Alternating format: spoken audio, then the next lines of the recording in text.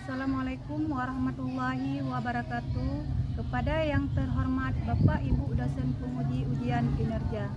Perkenalkan, nama saya Gus Naini, mahasiswa PPG Guru Tertentu tahap 1 tahun 2025 di LPTK Universitas Syiah Kuala dengan NIM 24065050121342 pada hari ini, Jumat tanggal 18 Juli 2025, saya akan melaksanakan praktik pembelajaran dalam rangka penilaian uji kinerja pada SMA Negeri 1 Jangkabuya dengan mata pelajaran biologi, materi keanekaragaman hayati. Assalamualaikum warahmatullahi wabarakatuh. Assalamualaikum warahmatullahi wabarakatuh.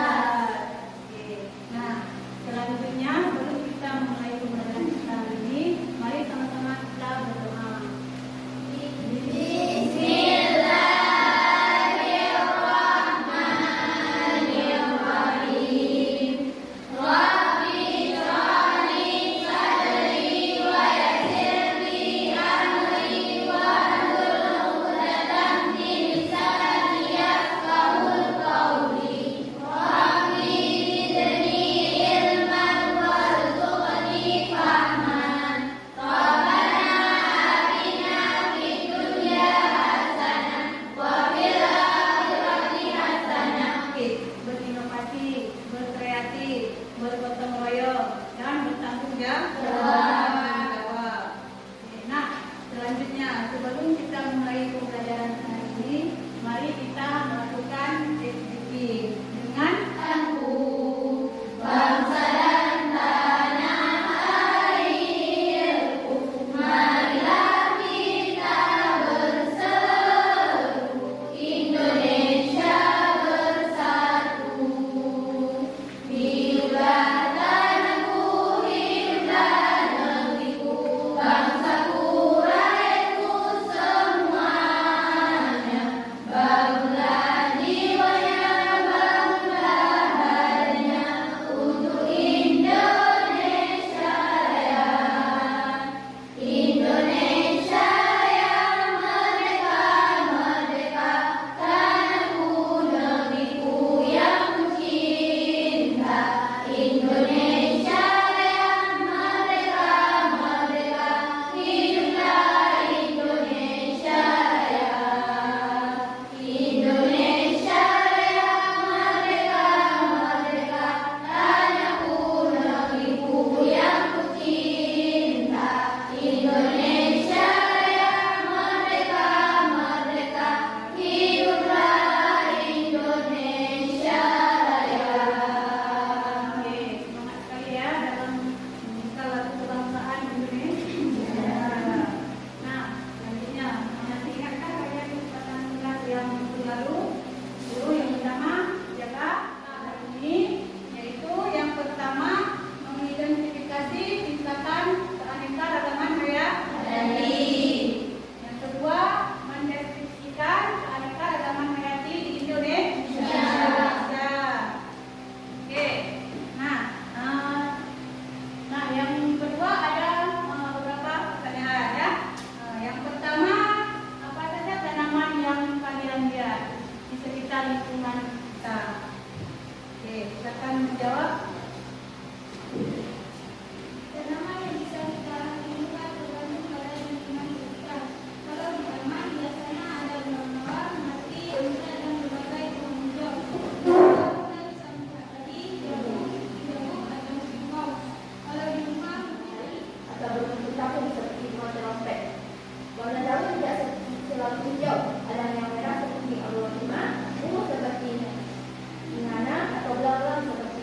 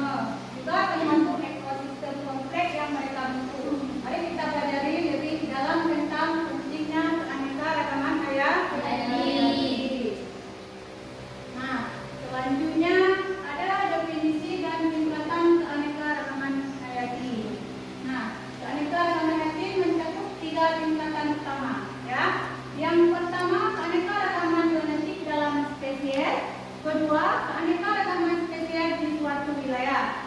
Ketiga, keanekaragaman ekosistem secara keseluruhan. Kan? Ini ada tiga, yaitu ada tingkat genetik, ada tingkat spesies, dan tingkat ekosistem. Nah, selanjutnya, manfaat keanekaragaman hayati.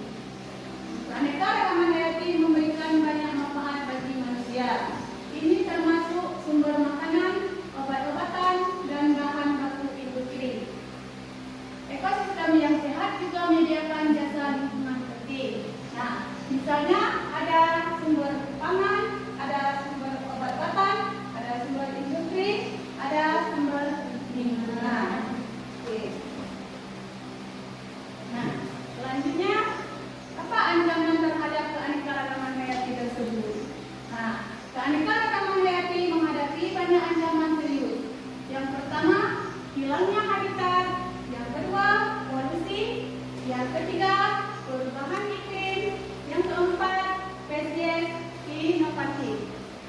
Nah, selanjutnya, apa selanjutnya? Ada konservasi in situ, melindungi habitat alami. Ya. Nah, konservasi in situ adalah upaya melindungi spesies di habitat aslinya. Ini melibatkan pembentukan taman nasional, cagar alam, kawasan konservasi, dan pengelolaan efektif. Selanjutnya, ada konservasi ex situ, upaya di luar habitat alami. Nah, konservasi ex situ melibatkan upaya di luar habitat alami.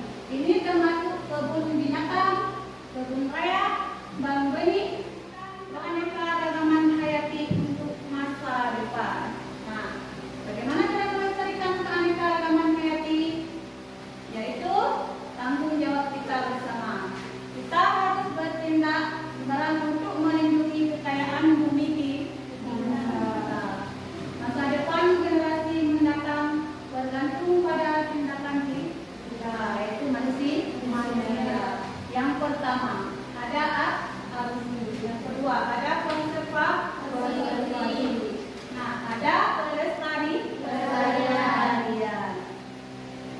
Baiklah, selanjutnya sedikit ada video pembelajaran tentang keanekaragaman hayati ya.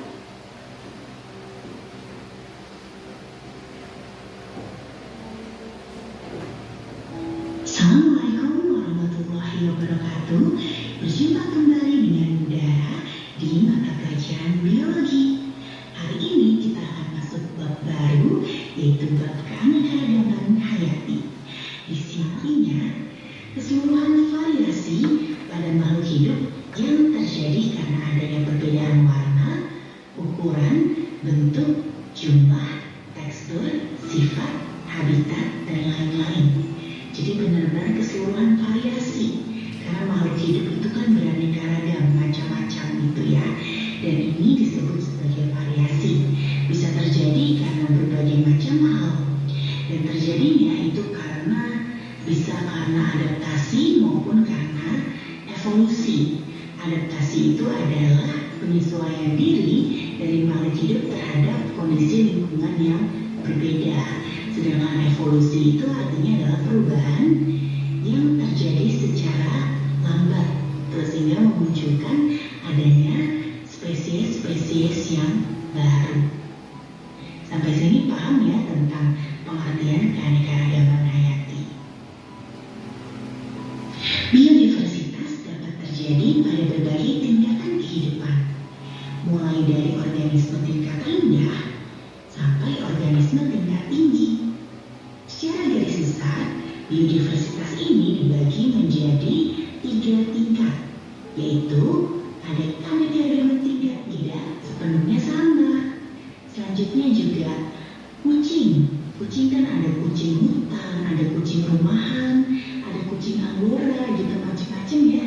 Warna bulunya juga berbeda-beda, bentuknya juga berbeda-beda. Nah itu ditimbulkan akibat adanya variasi dari gen.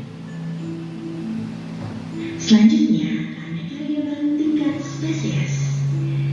Keanekaragaman ini ditemukan pada komunitas atau kelompok berbagai spesies makhluk hidup dalam genus atau famili yang sama. Jadi, walaupun mereka berbeda spesies, tapi mereka dalam satu genus atau famili yang sama. Contohnya, ada singa, macan tutul, harimau, dan kucing. Mereka berbeda jenis, berbeda juga habitatnya, berbeda juga tingkah lakunya, berbeda-beda ya. Tapi mereka tergolong dalam satu famili yang sama, yaitu Felidae. Selanjutnya ada juga pohon kelapa, pohon palem, dan pohon aren. Nah, walaupun mereka jenisnya berbeda, spesiesnya berbeda, tapi mereka ini satu famili, yaitu famili Araceae. Dan selanjutnya juga ada lengkuas, jahe, kunyit. Mereka walaupun berbeda jenis, tapi mereka satu famili, yaitu famili Zingiber. Sekarang dijelaskan, Pak, ada yang ditanyakan?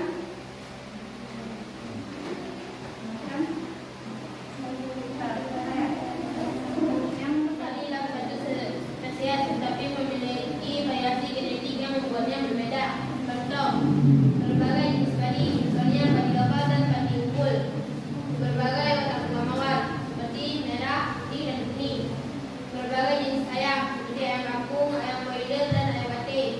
2. Keanekaragaman spesies atau antar jenis terjadi karena perbedaan antara spesies yang masih dalam satu keluarga atau kelompok. Contohnya, sayuran, bayam, kangkung, dan sawi. Buah, mangga, jeruk, dan apel. Ikan, lele, nila, dan gurame. 3.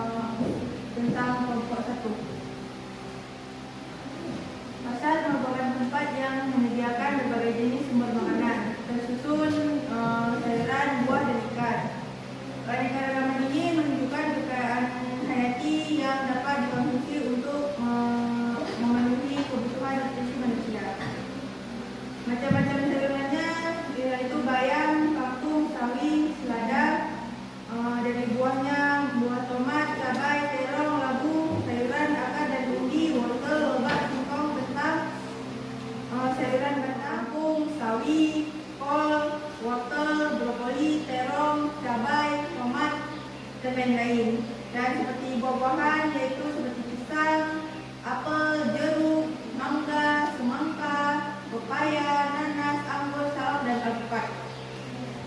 Jenis ikan-ikannya seperti ikan lele, ikan nila, ikan mas, ikan kembung, ikan tongkol, udang, cumi-cumi, kepiting, kerang, dan bandeng. Jumlahnya pasti bisa berbeda-beda, tergantung pasar yang akan dikunjungi. Ya, sekian dari kami. Assalamualaikum warahmatullahi wabarakatuh.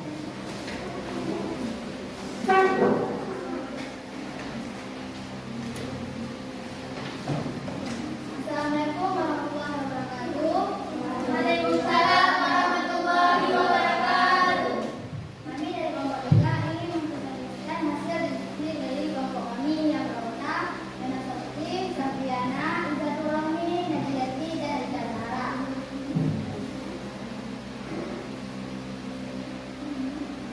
Di pasar kita menemukan berbagai jenis sayuran, buah, dan ikan yang beragam. Berikut perkiraan jumlahnya berdasarkan kelompoknya. Sayuran ada bayam, kangkung, sawi, wortel, kol, brokoli, terong, cabai, tomat, dan kunci. Buah-buahan seperti pisang, apel, jeruk, mangga, semangka, akan mendapatkan hasil berdasarkan dari kelompok kami. Yang berjudul perbedaan yang ditujukan oleh buah, sayuran, atau ikan yang sejenis. Meskipun termasuk dalam kelompok yang sama, buah, sayuran, dan ikan sejenis memiliki perbedaan dalam beberapa aspek. Satu, perbedaan dalam sayuran sejenis. Jenis sayuran, bayam dan kangkung. Perbedaan bentuk, bayam lebih lebar, kangkung berlari panjang. Perbedaan warna, bayam hijau terang, kangkung hijau gelap. Perbedaan tekstur, bayam lebih lembut, kangkung lebih renyah. Perbedaan rasa, bayam sedikit pahit, kangkung lebih netral. Cabai merah dan cabai rawit. Perbedaan bentuk, cabai merah besar, cabai rawit kecil. Perbedaan warna, cabai merah cerah, cabai rawit bisa hijau atau merah. Perbedaan oleh buah atau sayuran atau ikan yang sudah disebut. Berdasarkan perbedaan itu, apakah yang dapat kalian simpulkan? Terima kasih atas pertanyaannya. Buah, sayuran, dan ikan adalah sejenis memiliki beberapa perbedaan berdasarkan bentuk, warna, ukuran, dan rasa. Berikut beberapa contohnya. Sayuran sejenis, bayam dan kangkung. Bayam berdaun lebih lebar dan lembut, sedangkan kangkung